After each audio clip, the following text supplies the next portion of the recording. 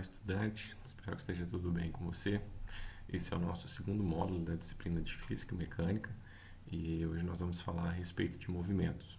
Então, eu vou introduzir uma ideia geral, dos movimentos para você e vou descrever um movimento específico que faz parte do nosso conteúdo, que é o movimento retilíneo uniforme. Para nós podermos falar a respeito de movimento, dentro do contexto da física, a primeira coisa que nós precisamos estabelecer é a noção de referencial. Então, o referencial ele é um ponto em relação ao qual nós avaliamos, analisamos os eventos que estão sendo estudados.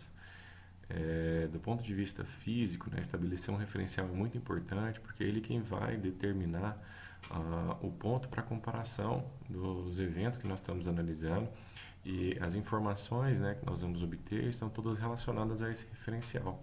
Então, a descrição física correta do sistema envolvido, ela passa por você estabelecer de forma correta o referencial adequado para a análise do problema que está sendo envolvido. O referencial é um ponto que você pode escolher da forma que você achar mais conveniente. É você quem analisa a situação, quem estabelece esse referencial. Mas existem referenciais que tornam a nossa análise mais fácil e tem referenciais que tornam a nossa análise um tanto quanto mais complicada. Então, ele é extremamente importante, tanto do ponto de vista de descrição dos problemas, quanto de simplificação da sua solução. O referencial ele é um ponto que você pode escolher da forma que você achar mais conveniente. Então, ele não existe um ponto específico para você escolher. Então, eu posso escolher na descrição de movimento um ponto situado na parede, uma determinada região no chão, uma marcação, um elemento físico mesmo, no caso de movimento na estrada, por exemplo, um poste, uma árvore, um outro veículo. Todos esses elementos são passíveis de serem escolhidos como um referencial.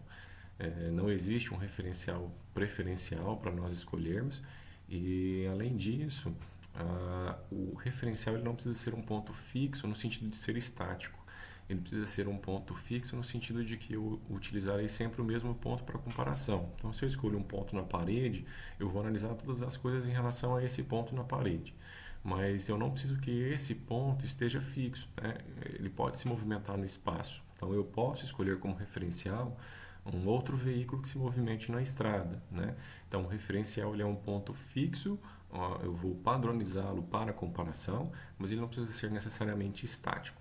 E é com base nele que nós vamos analisar o movimento. Então, por exemplo, quando a gente fala a respeito do movimento de um carro, eu só posso analisar o movimento desse carro se eu estabeleço um referencial para comparação. Esse referencial pode ser uma árvore, um poste, um outro carro, uma pessoa, uma marcação no chão e assim por diante. Associado a esse referencial, nós também construímos um sistema de referência.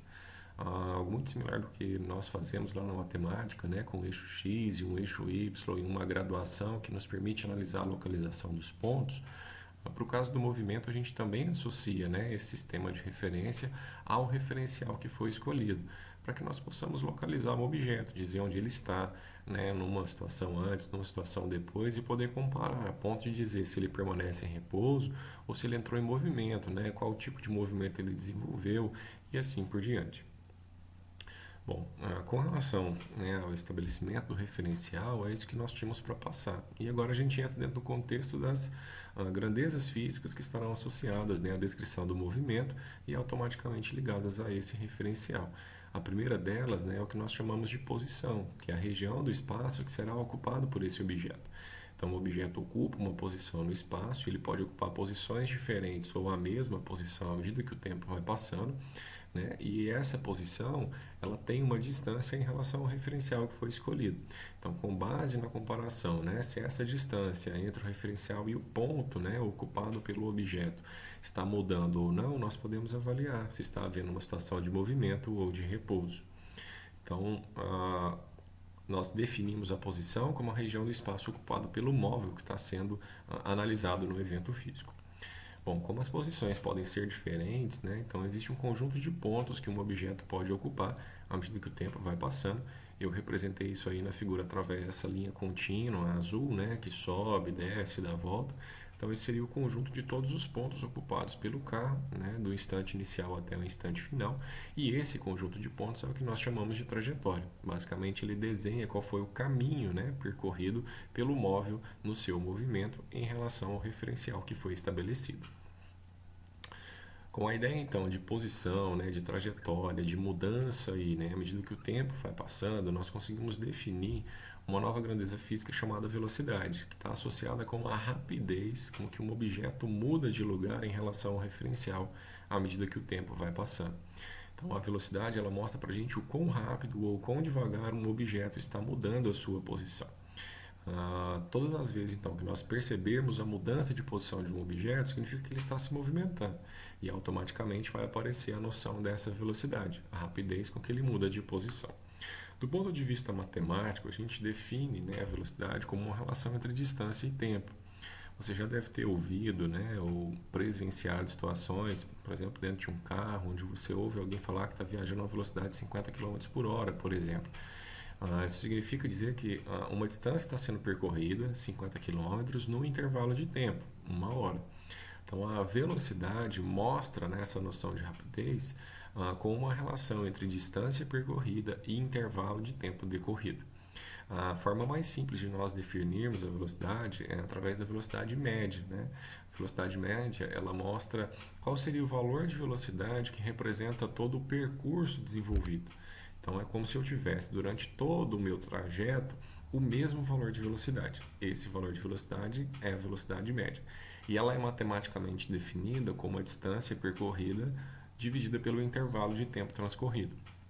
Como é que eu posso fazer isso de forma a utilizar, né, o que nós estabelecemos antes com um referencial, um sistema de coordenadas, né, para nos auxiliar?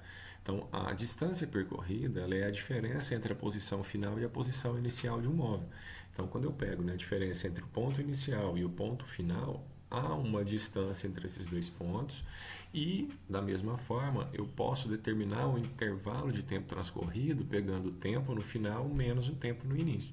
Então, esse intervalo de tempo, né, é a diferença entre o momento do final do movimento e o momento do início do movimento. Então, quando eu divido, né, essa distância por esse tempo, eu tenho a noção de velocidade. Então, a velocidade média ela pode ser calculada como posição final menos a posição inicial, dividida pelo tempo final menos o tempo inicial. Numa notação simplificada, nós representamos essa diferença entre posição final e inicial por ΔS e a diferença entre o tempo final e o tempo inicial por ΔT. Então, a velocidade média fica ΔS sobre ΔT, ou, se você preferir, S menos S0 dividido por T menos T0. Bom, com relação à velocidade média, né, nós precisamos chamar a atenção para o significado dela. Como eu mencionei, ela representa uma média da velocidade. Isso não significa dizer que durante todo o trajeto o objeto desenvolveu essa velocidade. Seria como se nós pensarmos que um objeto sai da cidade A, viajando para a cidade B e percorre, por exemplo, 200 km em um tempo total de 2 horas. Quando nós calculamos a velocidade, o que eu tenho que fazer é dividir a distância percorrida pelo tempo, ou seja, 200 km em 2 horas, o que nos dá uma velocidade média de 100 km por hora. O significado físico seria que a cada hora que passa, esse objeto se move 100 km, ou toda vez que ele se mover 100 km, transcorreu um tempo de 1 hora. Mas isso não significa dizer que durante toda a viagem o móvel se deslocou, né, se movimentou com essa velocidade de 100 km por hora. Isso porque ele pode ter aumentado a sua velocidade para realizar uma ultrapassagem, por exemplo. Ou pode ter diminuído a sua velocidade para passar sobre um quebra-mola. Ou ainda, ele pode ter feito uma parada em um posto de combustível para um reabastecimento ou para alimentação. Então, a velocidade ela pode mudar durante o trajeto. E a velocidade média não expressa a velocidade em cada ponto, mas a velocidade que teria-se em todos os pontos como uma média, né? Como um valor que representa a totalidade do movimento. Então, embora a gente vá utilizar, por enquanto, a ideia de velocidade média, é importante que você compreenda que existe uma outra velocidade, que nós chamamos de velocidade instantânea, que é a velocidade que o objeto apresenta no momento em que você está analisando ele. Então, qual seria a velocidade dele às 10 horas e 55 minutos? Essa não é uma velocidade média, mas uma velocidade instantânea. A definição de velocidade instantânea se assemelha muito com a definição de velocidade média. A diferença é que nós não vamos pegar intervalos de tempo muito grande. A ideia é que você pegue intervalos de tempo muito curtos para que as distâncias sejam curtas e você pegue a velocidade momentânea daquele objeto. Então, seria uma análise onde, se eu quero determinar qual é a velocidade do objeto em um ponto, eu vou pegar qual seria, né, a posição imediatamente antes e a posição imediatamente depois ao ponto que eu quero, e eu vou fazer uma média entre esses dois. Então, uma velocidade média calculada, né, para um intervalo de tempo muito curto, extremamente curto, me daria qual seria a velocidade instantânea do objeto naquela posição que eu quero analisar. No caso do movimento retilíneo uniforme, que é o que nós vamos, né, analisar aqui dentro desse módulo, não vai haver diferença para a gente entre velocidade instantânea e velocidade média, porque nós vamos analisar uma situação onde a velocidade do objeto não muda. Então, se a velocidade do objeto não muda, a média vai ser exatamente o valor da velocidade instantânea, né, que ele apresenta em todos os pontos. Então, por enquanto, não vai ser necessário fazer essa distinção tão clara, mas no nosso próximo módulo a gente vai abordar um pouco mais a ideia da velocidade instantânea. Por enquanto, ficamos com a definição de velocidade média, que é a relação então entre a distância percorrida e o intervalo de tempo transcorrido.